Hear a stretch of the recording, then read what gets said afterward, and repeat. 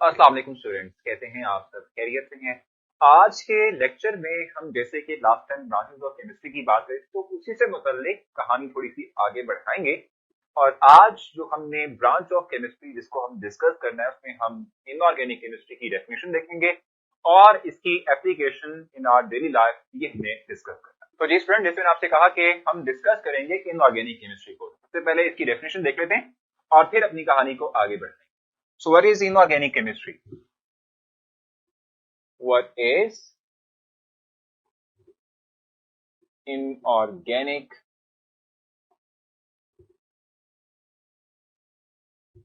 chemistry? क्या है जी inorganic chemistry? सबसे पहले तो इसकी डेफिनेशन हमें लिखनी है कि इनऑर्गेनिक केमिस्ट्री किस चीज का नाम है, हमें पता होना चाहिए। डेफिनेशन के बाद फिर हम आगे चलेंगे, उसको एक्सप्लेन करते हुए एप्लीकेशन की तरफ को मूव कर जाएंगे। तो हम कहते हैं the branch of chemistry, branch of chemistry which deals with the study of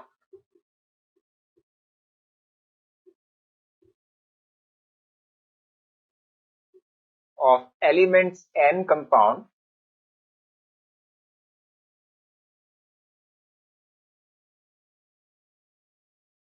other than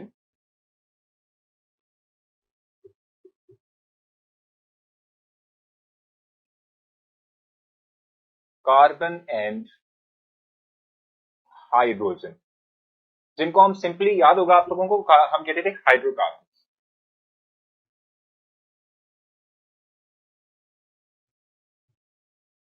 या एंड देयर डेरिवेटिव्स।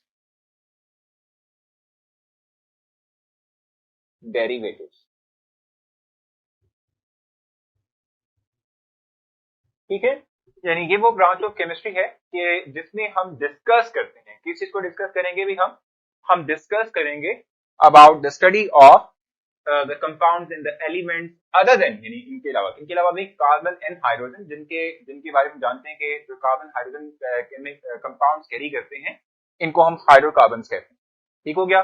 और उनके डेरिवेटिव्स यानी हाइड्रोकार्बन्स के डेरिवेटिव्स, इन दोनों के अलावा जो भी हमारे पास एलिमेंट्स या कंपाउंड होंगे, इसकी स्टडी को हम इनऑर्गेनिक केमिस्ट्री कहते हैं। ठीक है, ये वो ब्रांच ऑफ केमिस्ट्री जिसमें कि हम कार्बन हाइड्रोजन एलिमेंट और उनके कंपाउंड जिसको हम हाइड्रोकार्बन कहते हैं, उनके डेरिवेटिव्स, उसके अलावा बाकी जितने भी हम कंपाउंड एलिमेंट्स को डिस्कस करेंगे, इसको हम इनऑर्गेनिक केमिस्ट्री का नाम देते हैं।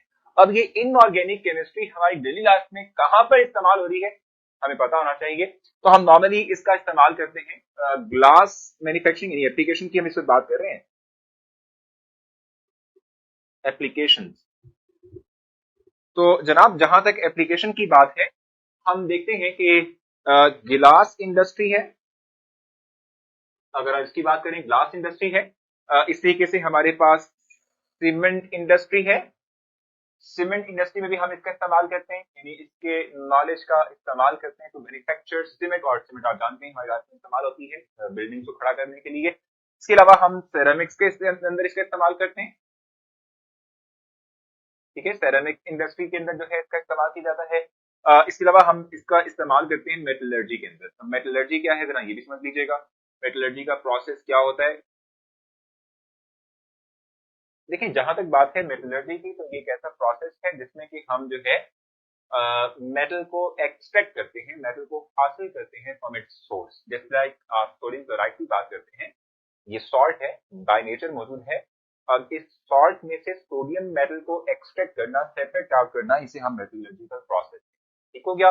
तो सेरेमिक, सीमेंट, ग्लास, ये तमाम इंडस्ट्रीज ऐसी इंडस्ट्रीज हैं कि जहां पर डायरेक्टली इनऑर्गेनिक के नॉलेज का इस्तेमाल होता है, इसलिए ये एप्लीकेशन है।